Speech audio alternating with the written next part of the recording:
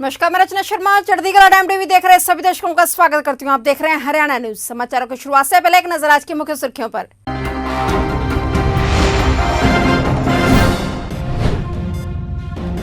हरियाणा में सभी पत्रकारों का होगा टीकाकरण। पत्रकारों की स्वास्थ्य सुरक्षा को देखते हुए सीएम खट्टर ने लिया फैसला।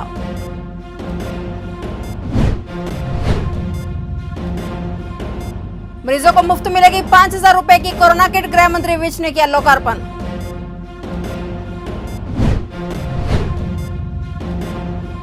हरियाणा में लॉकडाउन फिर भी कोरोना का कहर जारी। 24 घंटे में 13,000 से अधिक आए नए केस।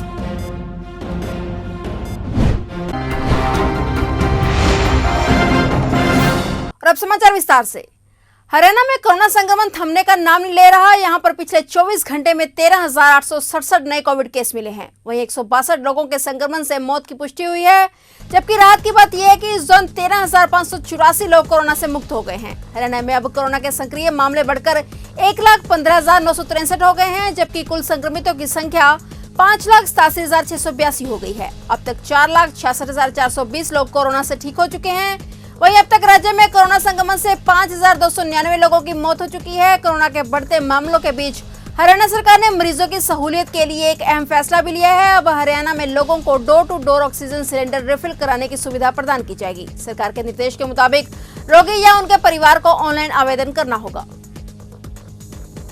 हरियाणा के स्वास्थ्य विभाग ने होम आइसोलेशन में रहने वाले कोविड मरीजों के लिए एक ऐसी किट तैयार की है जिसमें कोविड से बचाव के लिए तमाम एलोपैथिक और आयुर्वेदिक दवाइयों के साथ साथ जरूरी उपकरण होंगे। इन उपकरणों का इस्तेमाल कर मरीज न केवल अपनी हालत का अनुमान लगा सकते हैं, बल्कि दवाइयों का नियमित सेवन करते हुए कोरोना को भी शिकस्त दे सकते हैं। इस किट की कीमत 4 से 5,000 रुपए है। हरियाणा के गृह एवं स्वास्थ्य मंत्री अनिल विज ने अपने कार्यालय में इस होम आइसोलेट किट का लोकार्पण किया। स्वास्थ्य विभाग के अतिरिक्त मुख्य सचिव राजीव अरोड़ा सहित कई अधिकारियों की उपस्थिति में विज ने कहा कि यह किट वास्तविक जरूरतमंद लोगों तक हर हाल में पहुंचानी चाहिए।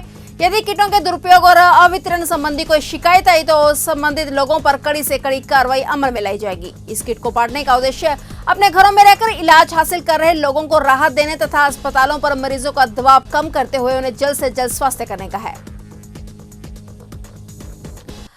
पंजाब एवं हरियाणा हाईकोर्ट ने केंद्र सरकार की ऑक्सीजन आवंटन नीति पर सवाल उठाते हुए फटकार लगाई है। हाईकोर्ट ने कहा है कि हालात बेहद खराब हो रहे हैं और ऐसे हालत में केंद्र सरकार पंजाब, हरियाणा और चंडीगढ़ के साथ सौतेला व्यवहार न करे और तत्काल अपनी ऑक्सीजन आवंटन नीति पर पुनर्विचार करे। जस्टिस राजन गुप्ता और जस्टिस करमजीत सिंह की खंडपीठ ने यह आदेश कोरोना के मौजूदा हालात पर स्वतः संज्ञान लेते हुए दिए हैं। दरअसल हाईकोर्ट में सुनवाई शुरू होते ही पंजाब, हरियाणा और चंडीगढ़ तीनों ने ही अपने राज्य में कोरोना मरीजों के इलाज में ऑक्सीजन की कमी का मुद्दा उठाया और बताया कि उन्हें दूर दराज से ऑक्सीजन मंगवाने पर मजबूर होना पड़ रहा है। इसे समय लगता है, जबकि मरीजों के पास समय नहीं है।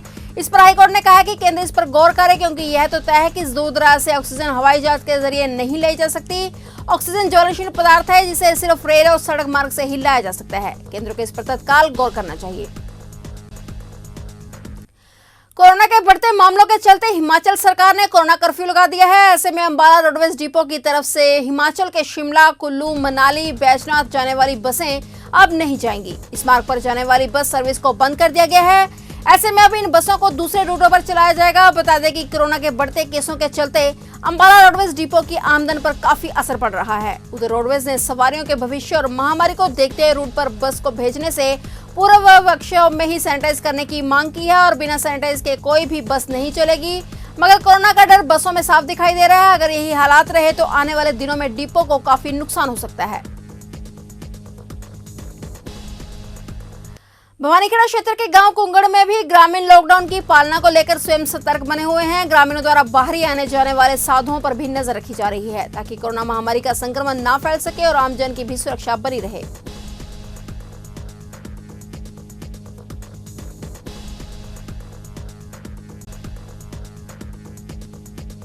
गांव में जो बाहर से लोग मांगने वाले या वैसे ही घूम रहे हैं उनके खिलाफ उनके प्रति सख्ती बरती जा रही है कि भाई जो गांव में घर घर मांग रहे हैं, यहाँ गांव में भी कोरोना फैल चुका है और उन लोगों को स्पेशल हिदायत दी गई कि भाई हमारे गांव में ना आए कम से कम जब तक कोरोना वायरस फैला हुआ है। तो सरकार से भी, पुलिस प्रशासन से भी नज़र है कि अपील है कि ऐसे जो लोग गाँव में आते जाते रहते हैं, जो उन लोगों के लिए जो तो वो कहीं भी मांग सकते हैं, वो ऐसे मांगते नहीं थे, वो तो एक तो तीड़े मांग रहा था, बाइक लेके आया हुआ था। जब उसको रोका गया तो बाइक लेके और वो कपड़े लेकर वो जाता दिखाई दिया। दूसरा एक बाबा आया हुआ था जो जिसने पहले तो कहा कि मैं कुंभ में भी गया था, जहाँ कुंभ में भी कोरोना का बम फूटा हुआ था, तो वो भी यहाँ वो भी कोरोना पॉजिटिव हो सकता है। और यहाँ घर घर जाके मांग रहा था, तो यहाँ भी किसी घर में भी कोरोना हो सकती है और वो पूरे गांव में फैल सकती है। ग्रामीणों ने साथ दिया और कहा कि भाई ऐसे लोगों को गांव में आने से रोका जाए, ताकि कोरोना की जो ये महामारी है, इसका जो वायरस है, ये बाहर ज़्यादा ना फैले। हरियाणा के परिवहन मंत्री मूलचंद शर्मा ने जिले के सभी वैक्सीनेशन सेंटरों का औचक निरीक्षण करने के बाद सिविल अस्पताल का दौरा किया, जहां उन्होंने नए ऑक्सीजन प्लांट का दौरा किया और मरीजों को मिलने वाली सुविधाओं का भी जायजा किया। इसके साथ ही उन्होंने कोरोना काल की आड़ में लूट करने वाले निजी अस्पतालों को कड़ी चेतावनी देते हुए कहा कि सरकार द्वारा जारी तय रेटों से ज्यादा पैसे वसूलने वाले अस्पतालों के खिलाफ सख्त कार्रवाई की जाएगी।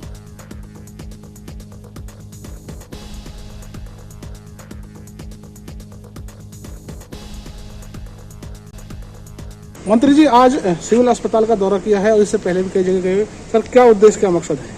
मेरा उद्देश्य ये है कि जहाँ कोविड के जो बीमारी है, महामारी है, जिससे पूरे देश और दुनिया में हाहाकार है, तो फरीदाबाद में मैंने बल्लौर से शुरुआत करी।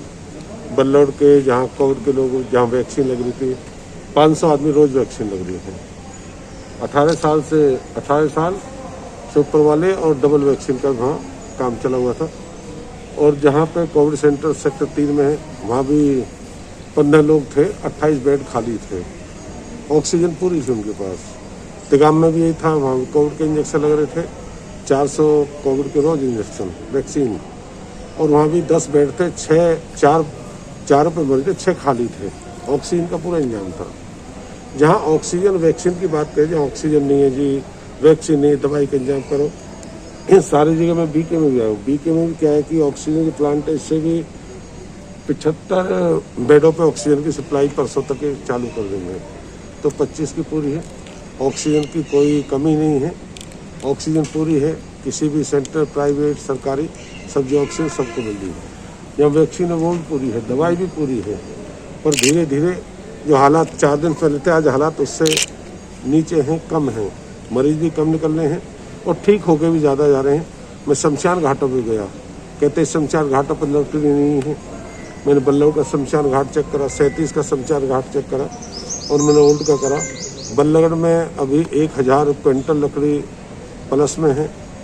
कोरोना संक्रमण के बढ़ते मृत्यु के आंकड़े को देखते हुए कलाय शमशान भूमि रामबाग सोसाइटी वेलफेयर सोसाइटी सदस्यों द्वारा शवदाह मशीन की मांग को लेकर कार्यकारी चेयरपर्सन पूजा धीमान को ज्ञापन सौंपा गया। इस दौरान कार्यकारी चेयरपर्सन द्वारा पालिका प्रशासन व पार्षदों से विचार विमर्श कर शवदाह मशीन जल्द उपलब्ध कराने का आश्वासन दिया गया। उन्होंने कहा कि महिला एवं बाल कल्याण राज्य मंत्री कमलेश ठाड़ा कोरोना संक्रमण को लेकर गंभीर हैं तथा उन्हें सोसाइटी सदस्यों की मांगों से अवगत करवा जल्द पूरा करवाया जाएगा। शमशान भूमि रामबाग वेलफेयर सोसाइटी प्रधान राधेश्याम भट्ट व कोषाध्यक्ष बिट्टू कौंसल ने बताया कि अंतिम संस्कार में लकड़ी का इस्तेमाल रोकने और पर्यावरण की बेहतरी के लिए विद्युत शवदाह सबसे उपयोगी है। और लगातार बढ़ती हुई संख्या को देख करके प्रदूषण लगातार फैलता जा रहा है, लकड़ियों की कमी नज़र आ रही है, शमशान में जगह कम पड़ रही है दाह संस्कार के लिए। इन सभी बातों को मद्देनजर रखते हुए हमने आज अपनी संस्था की तरफ से, रामबाग संस्था की तरफ से, चेयरमैन को एक विद्युत दाह मशीन लगवाने की तुरंत प्रभाव से कार्रवाई की अपील की गई है और उन्होंने विश्वास दिया है कि रामबाग की इस मशीन के अलावा और भी जो अन्य छोटी मोटी सुविधाएं जो वहाँ पे हैं, उन सभी को पूरा किया जाएगा। इस बात को प्राथमिकता के तौर पे लिया जाएगा। जी, आज जो ये ज्ञापन सौंपा गया है शवदाह मशीन को लेकर, जल्दी से जल्दी हम अपने पार्षदों से बातचीत करके, वार्तालाप करके इसको जल्द से जल्द मांग को स्वीकार किया जाएगा और जल्द से जल्द इस मशीन को लगवाया जाएगा।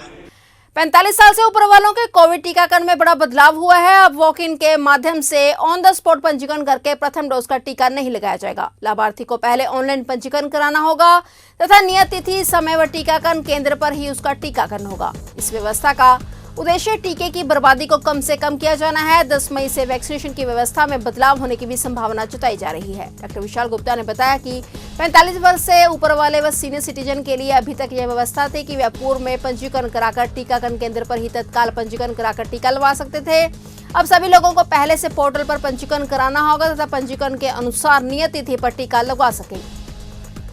हरियाणा के मुख्यमंत्री मनोहर लाल खट्टर ने प्रदेश के मीडिया पत्रकारों के लिए महामारी के बढ़ते केसों के मद्देनजर फैसला लिया है कि हरियाणा में सभी पत्रकारों का टीकाकरण किया जाएगा। मुख्यमंत्री ने पत्रकारों की स्वास्थ्य सुरक्षा को देखते हुए ये फैसला लिया है और जिसके तहत मुख्यमंत्री ने संबंधित अधिकारियों को समुचित व्यवस्था करने के निर्देश दे दिए हैं। सीएम ने कहा है कि सभी जिलों में स्थापित मीडिया सेंटर में पत्रकारों का टीकाकरण होगा। फिलहाल हरियाणा न्यूज में इतना ही। तब तक के लिए देखते रहिए चढ़ती कला टाइम टीवी और मुझे दीजिए इजाजत। धन्यवाद।